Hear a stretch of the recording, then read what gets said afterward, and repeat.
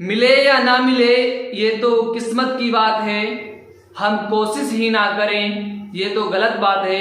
नमस्कार, मैं Moin Khan maths by Moin sir पर आपका बहुत बहुत स्वागत करता हूं। A to Z calculation improve point की इस कड़ी में मैं आप सभी का बहुत बहुत स्वागत करता हूं। आज एक नया पॉइंट में लेकर के आया हूं।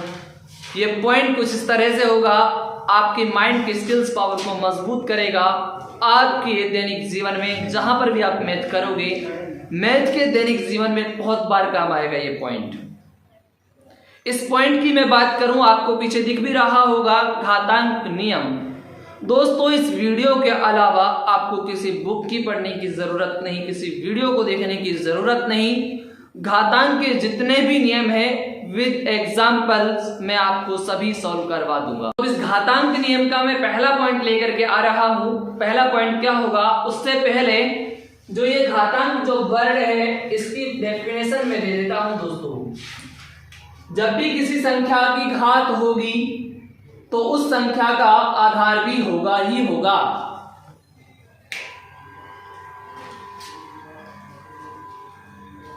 जब भी किसी संख्या की घात होगी उस संख्या का आधार होगा ही होगा। लाइक मैं बात करूं, मान लीजिए ये x है, इस x की घात n है। जो ये x है ये दुनिया का कोई भी नंबर ऐसा नंबर होगा, ये वास्तविक संख्या होगी। जो x है ये वास्तविक संख्या होगी और ये आधार कहलाएगा हमारा। इसको हम कहेंगे आधार और इसको हम कहेंगे घात। अब ये घातांक है क्या चीज?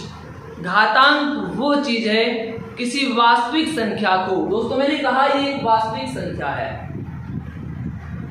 किसी वास्तविक संख्या को उसी वास्तविक संख्या से, ये घात का मतलब क्या है, हम कह देते हैं कि x की घात 2 का मतलब क्या हुआ, x इंटू x।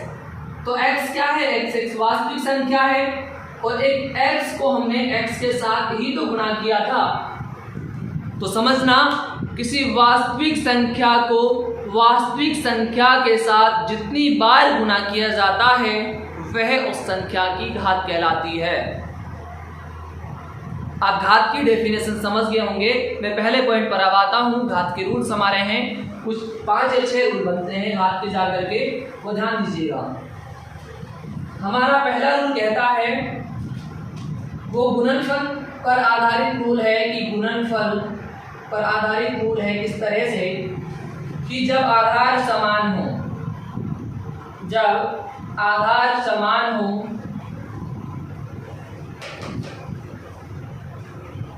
तो गुणा करने पर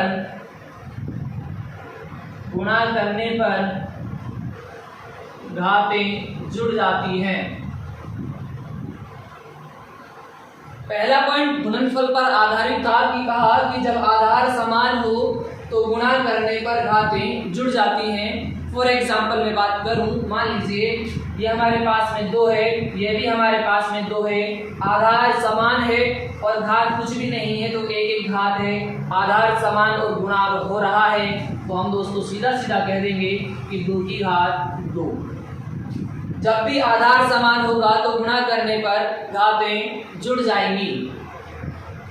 अगर ये तो हुई बात संख्या की, अगर मान लीजिए यहाँ पर होता x की घात 5 इंटू x की घात 7, आधार समान है, गुणा हो रहा है तो घातें जुड़ जाएंगी। 7 5 12 हो जाएगा, x की घात 12। पहला पॉइंट मैं उम्मीद करता हूं कि पहला पॉइंट आपको समझ आया होगा। दूसरा पॉइंट है हमारा भागफल पर आधारित पॉइंट है। घात का भाग नियम से हम कह सकते हैं कि जब आधार समान हो तो भाग करने पर घातें घट जाती हैं। भाग करने पर घातें घट जाती हैं। जब आधार समान हो तो भाग करने पर घातें घट जाती हैं। ये पॉइंट नोट कर लीजिएगा वीडियो को पॉज करके कि जब आधार समान हो तो भाग करने पर घातें घट जाती हैं। लाइक दोस्तों याद रखिएगा किसी पॉइंट को, मान लीजिए हम कह रहे हैं कि यहाँ पर x की घात 5 है और भाग हो रहा है x की घात 3 से। x की घात 5 है और x की घात 3 से भाग हो रहा है, तो आधार दोनों का समान है x। घात 5 है, घात 3 है, घात से मैटर नहीं करता, आधार समान है और भाग हो रहा है। जब आधार समान है और भाग हो रहा है तो हम कह देंगे कि आधार समान भाग करने पर घातें घट जाती हैं। कहने का मतलब आधार x ही रहेगा। ऊपर वाली घात 5, नीचे वाली घात 3 है, 5 - 3 हो जाएगा तो x की घात बचेगी 2। ये पॉइंट भी आपको समझ में आया होगा कि जब आधार समान होते हैं और भाग होता है तो घातें घट जाती हैं। गुणा करने पर जुड़ रही थी जब आधार समान थे, और भाग करने पर घट रही है कब? जब आधार समान थे। 2 पॉइंट आपके क्लियर हो गए घात के संबंध। तीसरे पॉइंट की मैं बात कर लूं। तीसरा पॉइंट हमारा क्या कहता है? तीसरा पॉइंट हमारा क्या कहता है? ये आपकी कैलकुलेशन में बहुत ज्यादा हेल्प करेंगे ये पॉइंट कह दो। तीसरा पॉइंट हमारा कहता है कि मान लीजिए हमारा a है और हमारा b है। a और b की घात है मान लीजिए कुछ, मान लीजिए n, मान लीजिए n एक नंबर है, n का पता नहीं कोई कितना नंबर हो सकता है। a और b की घात पूरे की घात n है, तो दोस्तों इसको हम किस तरीके से लिखेंगे? a की घात n और b की घात भी n। फॉर एग्जाम्पल ये n ना होकर के a और b की घात मान लीजिए 3 होता तो मैं इसको लिखता a की घात 3 और b की घात 3। ये पॉइंट आपको क्लियर हुआ होगा कि जब भी किसी ब्रैकेट्स में, तीसरा पॉइंट है, जब भी किसी ब्रैकेट में कोई संख्या गुणनफल में हो और उसकी घात हो तो a की घात n और b की घात n, हम गुणा में है ये दोनों संख्याएं और b, इन दोनों के बीच में कुछ का भी चिन्ह है, गुणा का चिन्ह है, तो a पर घात अलग आएगी, b पर घात अलग आएगी, a पर घात अलग आएगी, b पर घात अलग आएगी। सेम ये एक एग्जांपल मैंने और ले लिया है। ये आपको, ये कोई जरूरी नहीं कि यहाँ पर ये 2 ही संख्याएं हो, ये कोई जरूरी नहीं। मान लीजिए हमारे पास ऐसा होता 10 × b × c होता, और मान लीजिए इसकी घात n होती तो हम कह देते a की घात n × b की घात n × c की घात n। ये तीनों संख्याओं के ऊपर घात हो जाती। शायद मैं उम्मीद करता हूँ आपको ये तीनों घात रूल समझ में आए होंगे। मैं आगे चलता हूँ और एक घात रूल और बताता हूँ आपको। अगला घात रूल हमारा कहता है कि दुनिया का कोई भी नंबर, ध्यान दीजिएगा दोस्तों, दुनिया का कोई भी नंबर जिसकी घात 0 हो, मान लीजिए x एक नंबर है, पता नहीं हमें क्या है, दुनिया का कोई भी ऐसी एक संख्या जिसकी घात 0 हो, उसका मान हमेशा और हमेशा 1 होगा। ये पॉइंट आप नोट कर लीजिएगा कि किसी भी संख्या की जरूरी नहीं, मान लीजिए हमारे पास में कहता 2 की घात 0 तो इसका मान 1 होगा, 1 लाख की घात 0 तो उसका मान 1 होगा, 10 करोड़ की घात 0 तो भी उसका मान 1 होगा। कहने का मतलब यह है कि दुनिया का ऐसा कोई भी नंबर जिसकी घात 0 हो, उसका मान हमेशा और हमेशा 1 होगा। ये घात का आपको एक पॉइंट समझ आया होगा, मैं इतनी उम्मीद करता हूँ। मैं आगे एक पॉइंट और चलता हूँ और वहाँ पर आप ध्यान दीजिए। अगला पॉइंट हमारा 5th जो रूल है वो कहता है कि मान लीजिए हम कहेंगे कि मान लीजिए x की घात है हमारी 5 और इसकी घात है मान लीजिए 7।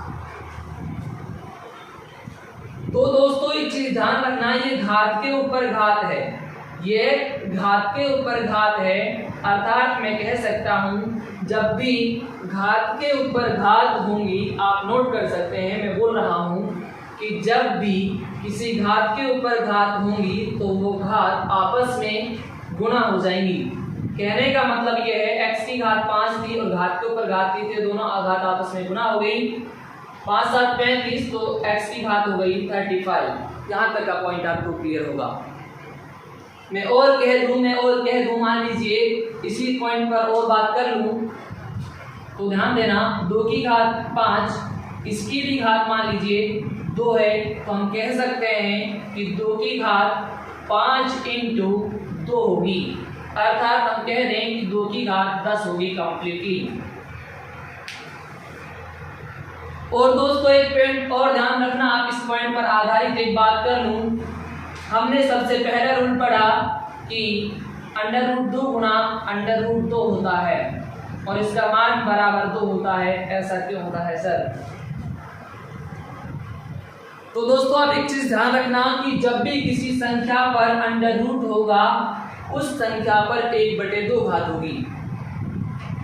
जब भी किसी संख्या पर √ होगा तो उस संख्या पर 1/2 घात होगी। जैसे मान लीजिए हम बात करें इसकी घात 1/2 गुना इसकी घात 1/2। ऐसा क्यों हुआ? क्योंकि जिस भी संख्या के ऊपर रूट होगा उसकी घात 1/2 होगी और घात आधी और आधी होकर के आधार समान है तो घातें जुड़ गई, आधी और आधी 1 हो गई। ये पॉइंट भी आपको क्लियर हुआ होगा। एक पॉइंट हमारा और डिस्कशन में कर लेता हूं इसी पॉइंट के बेस पर। मान लीजिए किसी भी संख्या की अगर घात, मान लीजिए अब हमारे पास में मान लीजिए √2 है और इसका स्क्वायर है। तो हमें बचपन में हमारे टीचर्स ने सिखाया था कि बच्चों जब भी किसी रूट वाली संख्या का स्क्वायर होता है तो रूट हट जाता है। लेकिन क्या आपने कभी ऐसा सोचा है कि सर क्यों हटता है?